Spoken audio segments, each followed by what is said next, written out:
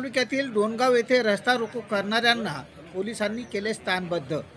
मागील 5 तारखेपासून गावातील विविध समस्या व मागण्यांसाठी ग्रामपंचायत समोर 7 ते 8 युवक हे आमरण उपोषणासाठी बसले होते, परंतु प्रशासनाने त्यांच्याकडे लक्ष दिले नाही।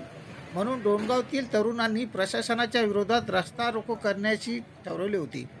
यासाठी सकाळी 10 वाजता डोणगावच्या बस स्थानकावर हजारो युवक जमा झाले।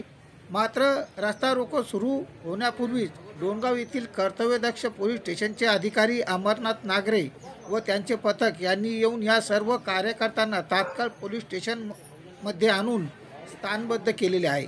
प्रल्हाद खोडके, मेहकर तालुका प्रतिनिधी, लोकप्रश्न न्यूज, महाराष्ट्र राज्य। नमस्कार, आपण बघत आहात LPN न्यूज लाईव्ह। आज रोजी डोणगाव येथे रस्ता रोको करण्यात आला। त्या रस्ता रोकोमध्ये नवयुवकांनी डोणगाव येथील चालू असलेल्या ग्रामपंचायत समोर उपोषणाच्या समर्थनार्थ रस्ता रोको करण्यासाठी प्रयत्न करत असतानाच डोणगाव पोलीस स्टेशन यांनी त्यांना स्थानबद्ध केलेले आहे। स्थानबद्ध केलेल्या कार्यकर्त्याची आपण प्रतिक्रिया घेऊया। माझं नाव आशिष सुभाष आंबेकर।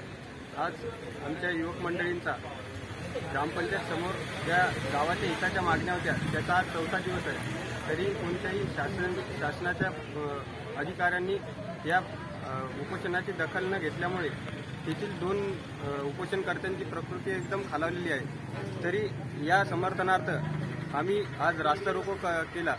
तर रास्ता रोको करताना आम्हाला पोलीस लोकांनी ताब्यात घेतलेले आहे। तर आमचं एवढेच विनंती आहे की लवकरात लवकर आमच्या प्रशासनाने मागण्या मंजूर कराव्या। ज्या लोकहिताच्या मागण्या आहेत, अतिक्रमण काढण्यात यावे, तसेच बसस्टँडवरती महिलांसाठी व पुरुष मंडळींसाठी मूत्रीघर, शौचालय करण्यात यावे, तसेच भाजी मंडीतील 3 शेडाचे काम लवकरात लवकर करण्यात यावे।